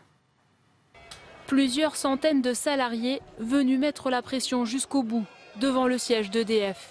Et finalement, la fermeture de Fessenheim a été reportée cet après-midi par le conseil d'administration de l'entreprise. Une première victoire pour les salariés, inquiets par les 2000 emplois menacés, alors que pour eux, la centrale est encore en état de fonctionner. C'est quand même une centrale nucléaire qui était validée comme étant sûre par l'autorité de sûreté nucléaire. Aujourd'hui, on a la validation pour les exploitations pendant 10 ans. Donc il n'y a aucune raison technique de fermer Fessenheim aujourd'hui. Donc la seule raison, c'est une raison politique. C'était une promesse de François Hollande, un bras de fer entre l'État et EDF qui dure depuis plusieurs années. La direction a toujours traîné des pieds, à tel point que ce matin encore, Ségolène Royal les a rappelés à l'ordre. Nous avons maintenant des centrales qui arrivent à échéance de leur durée de vie, à 40 ans de leur durée de vie. Et donc, investir dans ces centrales va coûter beaucoup plus cher qu'investir soit dans les énergies renouvelables, soit dans les économies d'énergie. Et par conséquent, l'intérêt de l'entreprise, ce n'est pas de ralentir ce processus. La ministre de l'Environnement souhaitait prendre au plus vite un décret pour fermer Fessenheim à la mise en service de l'EPR de Flamanville, prévue fin 2018. La balle est maintenant dans le camp du futur président de la République. Seuls Marine Le Pen et François Fillon souhaitent maintenir Fessenheim en activité. Tam Tranui m'a rejoint sur ce plateau. Bonsoir Tam, avec vous on va tenter d'y voir plus clair sur cette question du nucléaire en France. Combien coûterait le maintien ou la sortie? C'est une question très compliquée. Et oui, en tout cas, ce qui est sûr, c'est qu'en la matière, on est certain de rien, tellement il y a des paramètres à prendre en compte. Je vais donc simplement vous parler des résultats de certaines études qui ont tenté ce difficile exercice du chiffrage. Et on va commencer par une étude dont on a beaucoup parlé, celle de l'Institut Montaigne, think tank libéral, pour qui la sortie complète du nucléaire d'ici 2035 coûterait 217 milliards d'euros. Alors comment s'explique ce coût selon l'Institut Montaigne? Il y a d'abord l'investissement dans des capacités de production alternatives. Il y a l'adaptation du réseau et l'indemnisation d'EDF. Une étude qui, dès qu'elle a été publiée, a été contestée. Par exemple, l'association Negawatt a tout de suite dénoncé un calcul très erroné. Ouais. Alors, ce sont surtout des chiffres qu'il faut comparer au coût de la poursuite du nucléaire, Tam. Et oui, effectivement, poursuivre dans notre mix énergétique actuel, ça coûte aussi, selon la Cour des comptes, le grand carénage qui permet de prolonger la vie de nos 58 centrales nucléaires actuelles au-delà de 40 ans. Et leur maintenance jusqu'en 2030, cela coûterait 100 milliards d'euros. Et si tel est le cas, si on a bien fait ce grand carénage, il faudra quand même avoir de nouvelles centrales ensuite. Et le PDG d'EDF, Jean-Bernard Lévy, prévoit la mise en service de 30 à 40 EPR de 2030 à 2050. Si on considère qu'un EPR, c'est 10 milliards et demi en moyenne, ça revient, en prenant la fourchette basse, à 315 milliards d'euros. Sauf si, bien sûr, il y a des économies d'échelle. À ça, il faut aussi ajouter, bien sûr, le coût du démantèlement des anciennes centrales, la gestion à long terme des déchets, etc. Et cela, c'est 60 milliards d'euros, toujours selon EDF. Un coût très sous-évalué, a estimé un rapport parlementaire de l'Assemblée nationale, dont la rapporteure était l'écologiste Barbara Romagnan. Ouais. Est-ce qu'il y a des études qui ont comparé les coûts ? Oui, il y a 5 ans, avant la présidentielle de 2012, il y avait une association, Global Chance, qui réunit des scientifiques qui pour beaucoup travaillent dans le domaine de l'énergie, qui plaident en faveur d'un développement plus équilibré. Ils ont estimé que ça coûtait aussi cher de maintenir le mix énergétique actuel que de sortir du nucléaire en 20 ans. Pour eux, ça coûte entre 428 et 504 milliards d'euros, quel que soit le scénario. Mais ils estiment toutefois que sur le long terme, le renouvelable serait plus rentable avec de très faibles coûts de fonctionnement, disent-ils, et de remplacement, alors que le réinvestissement dans le nucléaire créera, je les cite toujours, un fardeau avec de lourdes charges de démantèlement et de gestion des déchets. Merci beaucoup, Tam, pour toutes ces précisions. Alors, quel avenir pour Fessenheim? Comment interpréter ce nouvel épisode du feuilleton nucléaire? C'est le thème de notre débat.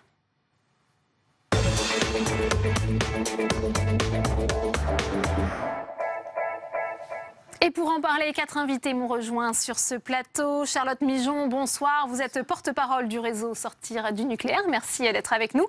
J'accueille également Marie-Claire Cailleteau. Bonsoir. Vous êtes porte-parole de la Fédération nationale des mines et de l'énergie pour la CGT. Merci d'être avec nous. Thomas Porcher, bonsoir. Vous êtes économiste, auteur de 20 idées reçues sur l'énergie aux éditions de Beck Université. Et enfin, j'accueille Boris Lengog. Bonsoir. Vous êtes porte-parole de la Société française d'énergie nucléaire, également rédacteur en chef de cette revue, la revue générale nucléaire. Merci à tous les 4. Première question pour vous, Marie-Claire Cailleteau. Que s'est-il passé cet après-midi? On attendait cette décision du conseil d'administration d'EDF et finalement, elle est une nouvelle fois reportée. Ce qui s'est passé, c'est que depuis quelques jours, il y a une pression folle et inacceptable du gouvernement sur le conseil d'administration d'EDF pour essayer de faire voter, j'allais dire à l'arraché, une demande d'abrogation de fonctionnement de la centrale nucléaire de Fessenheim. Tout ça pour pouvoir sortir un décret et dire que politiquement, M. Hollande a rempli au moins un de ses engagements. Donc les salariés étaient quand même assez furieux de ça. C'est pour ça d'ailleurs qu'ils se sont rassemblés assez nombreux devant le conseil d'administration. Et heureusement, les administrateurs indépendants n'ont pas cédé au chantage honteux du président de la République et de Mme Hollande et n'ont pas accepté de voter. Et d'ailleurs, je voudrais dire là-dessus que je suis quand même assez stupéfaite des déclarations de Mme Hollande dans la presse qui les a mis en garde de façon assez explicite, alors que c'est les administrateurs indépendants qui sont là pour veiller aux intérêts de l'entreprise et qui a été dire des contre-vérités dans des médias publics en disant que la centrale nucléaire de Fessenheim n'était pas sûre rupture. Donc ça veut dire qu'elle remet en cause en tant que ministre le rôle de l'autorité de sûreté nucléaire et qu'il faudrait provisionner pour la mettre aux normes de sûreté alors que les normes de sûreté post-Fukushima ont déjà été faites. Donc c'est quand même un épisode qui est vraiment très troublant. Charlotte Migeon, c'est qu'il y a ce contexte politique, on est à quelques semaines du premier tour de la présidentielle, ça a pesé dans la décision d'aujourd'hui? Pour nous, ce qu'il faut voir indépendamment de tout calcul politique, de toute promesse, c'est que ce qu'on nous propose actuellement, c'est qu'une centrale qui est vieille et qui est dangereuse, qui est en fin de vie, et dont d'ailleurs les 2 réacteurs sont actuellement arrêtés, il faut le rappeler, notamment le réacteur numéro 2 sur décision de l'autorité de sûreté nucléaire. Donc qu'on nous propose que cette centrale ne soit définitivement arrêtée que quand entrera en service un réacteur qui est dangereux et dont on sait qu'il comporte une cuve défectueuse. Donc pour nous, c'est pas une surprise, mais c'est quand même surréaliste. Ouais. Boris Lingock, elle n'est plus viable, cette centrale nucléaire de Fessenheim. Il y a plusieurs choses à répondre à ce que vient de dire Madame Migeon. La première, c'est qu'on ne peut pas dire que c'est un outil qui soit vieux. Là, ça a été inspecté par l'autorité de sûreté nucléaire qui, dans son dernier rapport, vous venez de la citer, l'autorité de sûreté nucléaire prend en exemple Fessenheim comme une des centrales les plus sûres du parc français. Ça aussi pour vous dire qu'il y a eu 300 millions d'euros qui ont été investis dans la centrale pour la rénover complètement et pour que justement elle puisse continuer à produire une électricité qui n'émet pas de CO2, qui ne produit pas de particules fines et qui en plus produit de l'électricité qui est pas chère. Autre exemple que je voulais vous dire aussi, c'est si on prend Fessenheim, il y a sa sœur jumelle qui existe aux États-Unis, donc de l'autre côté de l'Atlantique, elle s'appelle Beaver Valley, et cette centrale nucléaire-là, elle va fonctionner jusqu'à 60 ans, et les Américains étudient même la possibilité pour leur centrale nucléaire de type Beaver Valley d'exploiter jusqu'à 80 ans. Thomas Porcher, c'est vrai que c'est une situation compliquée. D'un côté, il y a l'autorité de sûreté nucléaire qui n'est pas contre cette fermeture. Est-ce qu'on a encore besoin en France, d'un point de vue de la production d'énergie et d'électricité, de cette centrale de Fessenheim? Moi, je pense qu'on a déjà une production d'électricité qui est extrêmement concentrée sur le nucléaire. Pratiquement 80% de notre production d'électricité vient du nucléaire. Il y a la loi de transition énergétique qui est tombée et qui veut baisser cette part du nucléaire à 50%. Et aujourd'hui, on vient de voir que on fermera Fessenheim à partir du moment où on aura un autre réacteur, l'EPR, qui remplacera Fessenheim. Donc on remplace du nucléaire par du nucléaire, ce qui prouve qu'on ne pourra pas respecter la loi de transition énergétique, qui pose quand même un problème. Après, de nombreux candidats à la présidentielle s'y engagent pourtant, en développant les énergies alternatives et renouvelables. Oui, exactement. Bon, on verra après qui gagnera et ce qui sera fait, parce que je rappelle qu'Hollande avait promis de fermer Fessenheim sous le quinquennat, et il n'a rien prévu pour les employés justement de cette centrale nucléaire. Il n'a rien prévu en termes de transition, de remplacement d'énergie pour pouvoir fermer. C'est une espèce de décret qui est pris très rapidement, et vous l'avez très bien dit. Et je pense que si on ferme une centrale, il faut vraiment prévoir pour les salariés, une formation et d'autres débouchés, mais également pour la production d'énergie, les remplacer par d'autres énergies et jouer aussi sur la demande via la rénovation des bâtiments. Là, on voit qu'il y a de l'amateurisme là-dessus, on est d'accord. Mais il y a un choix de société à faire. On pourra comparer les chiffres tant qu'on veut, on pourra comparer les compétitivités. Les coûts sont croissants plutôt dans le nucléaire, même si ils ont été pendant très longtemps avantageux, ce qui a fait qu'on ait eu le coût de l'énergie le plus faible. C'est le choix de société qu'on veut. Certains pays, l'Allemagne, ont décidé de sortir du nucléaire. Taïwan, petite île, sort du nucléaire, a décidé de le faire. Nous avons décidé de le faire par une loi. Certains candidats le proposent. S'il y a une loi, il faut la respecter.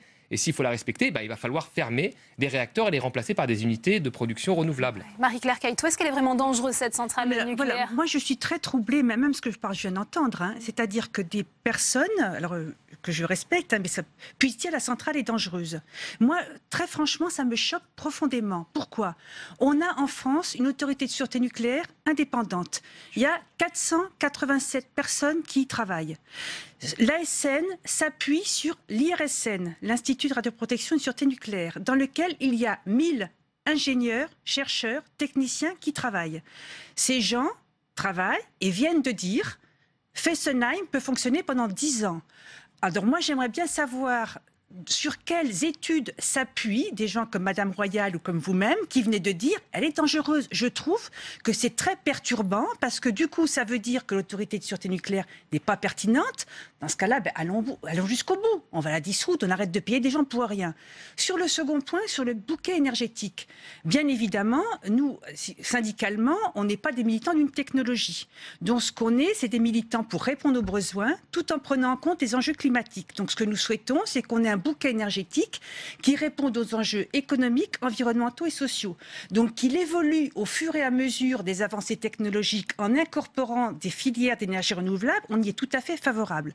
Par contre, aujourd'hui, on est dans un cas où on nous demande de fermer de manière politique une usine qui ramène 1 million d'euros par jour à l'entreprise EDF, qui émet, comme ça a été dit, qui produit l'électricité à bas coût sans émettre de CO2 et qui emploie dans la région d'Alsace 850 personnes, donc entre 3 à 4 000 personnes dans le tissu industriel. C'est pas rien quand même.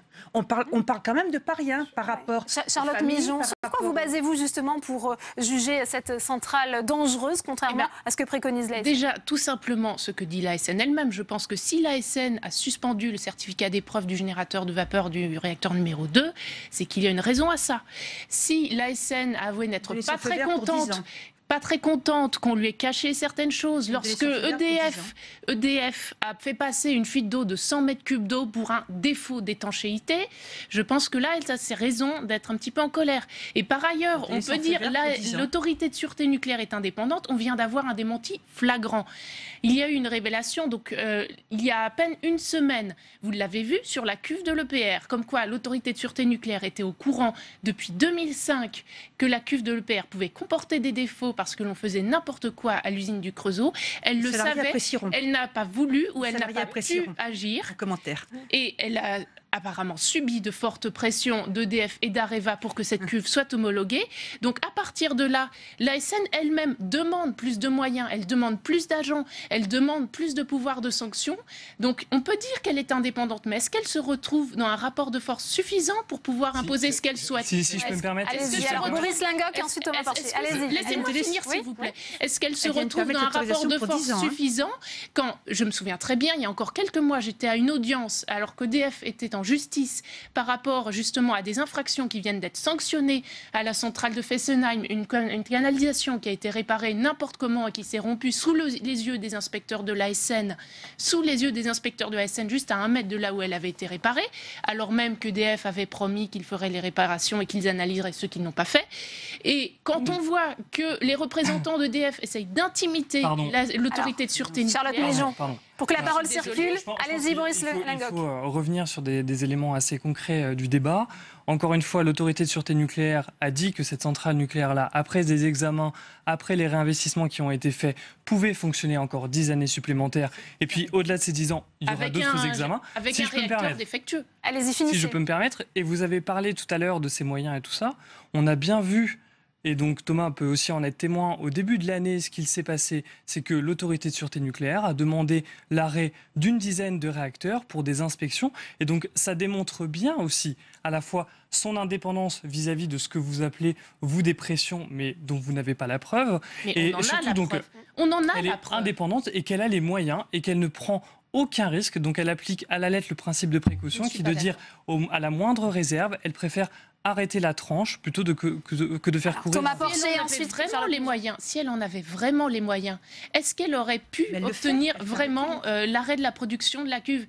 Est-ce que c'est quand même surréaliste ce qui s'est passé à Flamanville? Désolée d'insister sur ce point-là, mais ça veut dire que l'autorité de sûreté nucléaire a adressé un nombre important de demandes à Areva pour avoir des résultats, des tests sur la cuve. Elle n'a pu les avoir qu'une fois la cuve installée. Thomas Porcher. On ne peut pas parler de moyens d'agir dans ces cas-là. Je me permets, l'énergie est un choix politique. Le nucléaire, ça a été un choix politique. Le général de Gaulle a voulu le plan nucléaire, c'était un choix politique. Donc en sortir est aussi un choix politique. Je vous rappelle que EDF ne va pas très bien. Areva ne va pas bien non plus. Deux champions du nucléaire ne vont pas très bien. On peut discuter pourquoi. Ouais, mais ils vont pas très bien. Enfin, en tous les cas, moi, je pense qu'ils vont pas très bien, pas à cause des salariés comme Emmanuel Macron, mais à cause justement d'une vision stratégique que l'État n'a plus. Or, aujourd'hui, si on veut garder EDF et conserver votre emploi, je pense qu'il va falloir quand même faire quelque chose. Pas que le mien. Et d'autres emplois. Beaucoup d'emplois. Il y a 220 000 emplois dans le nucléaire. Voilà. Et donc, moi, je pense qu'il faut opérer cette transition et faire justement d'EDF un champion des renouvelables, parce que les parts de marché sont à prendre là. Non, vous avez 75%. EDF est déjà le premier producteur d'énergie renouvelable d'europe. Hein. C'est d'abord une entreprise du nucléaire avant d'être du renouvelable. Là, il faut que ça devienne un champion. Pas tous en même temps. Allez-y, Thomas Porcher. Parce que les parts de marché sont à prendre là, au niveau européen, comme au niveau de la loi de la transition. Donc aujourd'hui, le gouvernement a décidé de baisser la part du nucléaire. Donc voilà, on prend acte, et c'est quand même grave aujourd'hui que ce soit EDF, une société publique, qui décide à la place des choix politiques. Normalement, c'est l'inverse. Le général de Gaulle, il n'a pas demandé à EDF... Non, il a décidé pour EDF. Et là, il faudrait que le politique commande EDF et pas l'inverse. Il y a quelque chose que je ne voudrais pas laisser croire, c'est que si EDF est en mauvaise santé financière ou en mauvais état, ce dont je suis d'accord, ça serait à cause du nucléaire. Entre autres. Le problème... écoutez, je suis désolée, là on ne va pas être d'accord. Le problème, c'est la libéralisation du secteur énergétique qui est en train...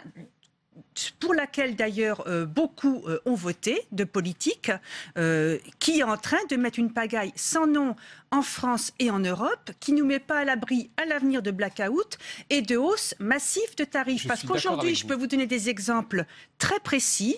À partir de... On avait des entreprises EDF, GDF, monopole national d'électricité et de gaz qui étaient à des optimums technico-économiques, qui ont été complètement désoptimisés avec la concurrence. On a mis de l'argent fou par la fenêtre, un gaspillage, et c'est à cause de ça qu'on a un problème. C'est à cause de la libéralisation de la concurrence. Ensuite, rapidement, un petit mot de 5 secondes. Je suis d'accord avec vous, la libéralisation a fait mal à toutes nos grandes entreprises. Mais EDF va quand même plus mal que GDF, que Engie, pardon, et que Total. Globalement, elle sort du 440, etc. Elle va beaucoup plus mal. Donc il n'y a pas que la libéralisation qui a apporté un coup. Il y a aussi la stratégie. Est-ce qu'on prend des risques pour les salariés? Est-ce qu'on prend des risques humains en maintenant cette centrale ouverte au nom danger économique selon vous? Non, je pense plutôt l'inverse. En fait, on a parlé de transition énergétique tout à l'heure. La transition énergétique aussi, qu'est-ce qu'elle dit, la loi? C'est qu'il faut réduire nos émissions de CO2. Un des moyens d'y parvenir, on peut tous être d'accord là-dessus, c'est les chiffres qui sont établis par le GIEC, qui est l'organisme de référence dans la lutte contre le réchauffement climatique et qui liste en fait les 4 principales technologies pour lutter contre le réchauffement. Parmi elles, il y a le nucléaire. La France est un des champions du monde, des pays industriels qui n'émet pas de CO2. Pour vous donner un seul chiffre... Il faudra bien fermer des centrales si on veut arriver à cet objectif de 50%. En fait, l'objectif, c'est pas les 50% pour les 50%. L'objectif, c'est de se passer des énergies fossiles, en tout cas, de réduire... C'est votre lecture de la loi. C'est votre lecture de la loi, ça. Mais bon, oui, ok. C'est une des priorités de réduire les émissions de CO2. Et un moyen d'y parvenir, c'est d'électrifier les usages, de développer massivement les énergies renouvelables, mais de garder aussi notre parc nucléaire qui nous permet d'être le pays du G7, donc une grande puissance qui émet pas de CO2 dans sa production d'électricité. Charlotte Migeon, vous souhaitiez réagir? C'est faux de dire que l'on n'émet pas de CO2. Vous voulez dire que les mines d'uranium, ça n'émet pas de CO2? Alors combien? Eh bien, il y a des calculs qui ont été faits. Oui, donnez les échelles. De 60 grammes de CO2 par kilowattheure à peu près. D'accord. Combien pour le charbon, combien pour le gaz? Eh bien, je vais vous parler des énergies renouvelables, je vais vous parler de système énergétique. Non, mais mettez-les en perspective. Ce que je veux dire, c'est que tous les calculs sérieux sur des scénarios qui permettent d'atteindre les objectifs de la loi de transition énergétique, vous prenez le scénario négawatt, vous prenez les différents scénarios qui ont été élaborés, eh bien, ils prennent en compte... le scénario négawatt prenne en compte une sortie du nucléaire. Et vous ne pouvez pas à la fois développer les énergies renouvelables, développer les économies d'énergie, qui sont les vrais moyens, les 2 principaux moyens de réduction des gaz à effet de serre, soulignés par le GIEC lui-même. Je me permets juste le GIEC lui-même déclare que le nucléaire ne peut jouer qu'un rôle marginal. Pardon. Je suis désolée. Avec le rapport du GIEC, je vous invite à le lire justement. Il y a 1200 rapports qui ont été étudiés par le GIEC. 1200, d'accord? Parmi lesquels le scénario négawatt notamment. Qu'est-ce que dit ce 1200? Et il n'y en a que 8 scénarios qui permettent d'atteindre les objectifs de lutte contre le réchauffement climatique, c'est-à-dire limiter l'augmentation de la température globale de la Terre à 2 degrés. Il n'y en a que 8 sur les 1200 qui parviennent sans énergie nucléaire. Ce que je dis là, il y a des scénarios, effectivement, mais simplement c'est prendre un risque important et de rater l'objectif aussi qui est de lutter contre le réchauffement climatique. C'est la priorité numéro 1. Le risque important que l'on prend, c'est de se retrouver avec un accident qu'on ne saura pas gérer. Ça, on l'a vu au Japon, qui était pourtant l'un des pays les plus développés du monde. Un accident qui nous coûterait plusieurs points de PIB, si on veut juste compter en économie. Un accident qui ferait que les priorités en termes de lutte contre le changement climatique passeraient totalement en second plan. Donc, ce risque-là, est-ce qu'on veut le prendre ? On a en probabilité quand même plus de risques d'avoir un accident que n'importe quel autre pays, pour la bonne et simple raison que nous sommes le pays qui avons le plus de centrales nucléaires par habitant. Alors, les 3 accidents majeurs, il y en a eu 2 quand même qui ont eu lieu dans des pays très développés, les États-Unis et le Japon. Après, on voit toujours les rapports après coup, d'ailleurs comme dans les accidents de Deepwater Horizon, de cette plateforme pétrolière. Après coup, on se rend compte toujours que le risque zéro n'existe pas. Donc ça, il faut quand même le dire, même si l'autorité de sûreté nucléaire pour le coup peut-être sérieuses. Il y a quand même le risque qui est plus élevé qu'ailleurs. Alors très rapidement, vous aurez le mot de la fin, Marie-Claire Cailleteau, parce qu'on arrive au terme de cette émission. Il est réel ce risque d'avoir un accident si on maintient ouvert. Non, mais si vous voulez, nous on a un principe, c'est qu'on a une autorité de sûreté nucléaire qui dit si un réacteur peut continuer à fonctionner ou pas et dans quelles conditions. Par contre, je suis désolée, le risque du réchauffement climatique, il est très réel. Les climatologues nous alertent et ils disent c'est tout de suite qu'il faut agir, sinon on va dans le mur. Or, si on n'agit pas tout de suite, si on fait comme l'Allemagne, c'est-à-dire qu'on privilégie la sortie du nucléaire et qu'on émet plus de gaz à effet de serre dans l'atmosphère en utilisant du charbon et la lignite, eh bien, ce qu'on fait, c'est qu'on repousse plus tard la question du réchauffement climatique et on va être devant des migrations massives de populations, soit qui n'auront plus d'eau, soit qui n'auront plus d'eau, soit qui auront des territoires qui seront submergés par l'eau. Et je ne sais pas comment on fera avec des gens... Très rapidement, continue à réduire ses émissions de gaz à effet de serre. Et je veux juste vous dire que même le président de l'autorité de sûreté nucléaire lui-même merci. On ne vous mettra pas d'accord sur ce plateau ce soir. Merci. Et reconnaît le risque d'accident majeur existe en France. Merci à tous les quatre. C'est la fin de cette édition. Merci d'y avoir participé et merci à vous de l'avoir suivi. À 22h, vous retrouvez Perrine Tarnaud pour l'émission On va plus loin. Bonne soirée à tous sur Public Sénat.